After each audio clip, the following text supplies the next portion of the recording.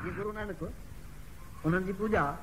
अहिड़ी तरह सां ॿी बुतनि जी ॿिया जेके गुर आहिनि उन्हनि जी पूजा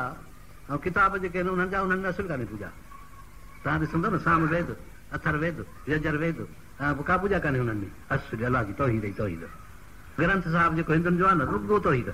सभु शब्द हुनजा तौहीद ई तौहीद आहिनि। बुत जी पूजा जो त साल ई कोन्हे पर पोइ जेको बुज़ुर्ग उन्हनि जा आया उन्हनि बुज़ुर्गनि जी इज़त कंदे कंदे पोइ साईं हीअं कंदे पोइ सॼो असां वटि बि ईअं थी पियो आहे। असां वटि कुझु फोटो जी थोरो हिजाब हुयो पर हाणे त उहो कोन्हे कबरूं पोइ कबर जी इज़त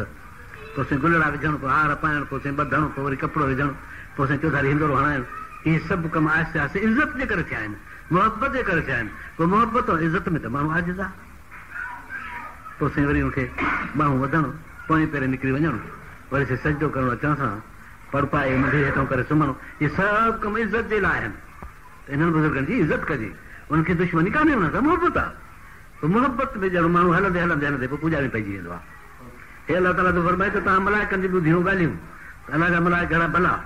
नबीअनि वटि ईंदा आहिनि अची ॻाल्हियूं ॿुधाईंदा आहिनि नबीअनि सां मदद बि कंदा हुआ कंहिं वक़्तु न कंहिं वक़्तु कहिड़ी तरह पोइ उन्हनि मलाइकनि जा बि खणी ठाहियूं बुत हे परियूं आहिनि हे फलाना छो तव्हांजी जो पूजा कंदा तॾहिं अवाल छा आहे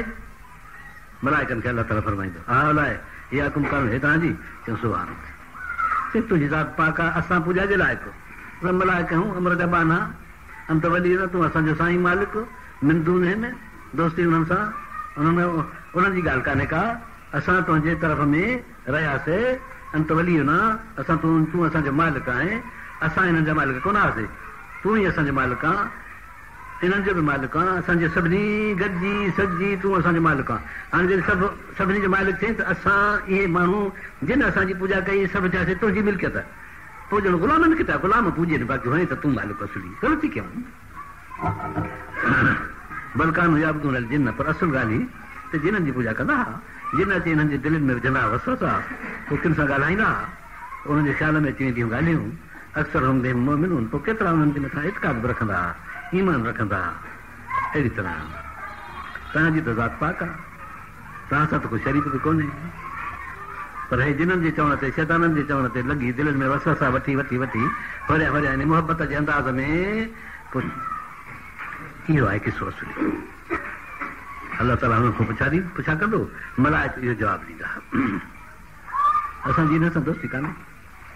जिन असांखे पंहिंजो दोस्त बणायो आहे असांजी पूजा कई आहे तूं असांजो मालिक आहे हिननि सां असांजी दोस्ती कान्हे असां हिननि खे कुझु नथे सम्झो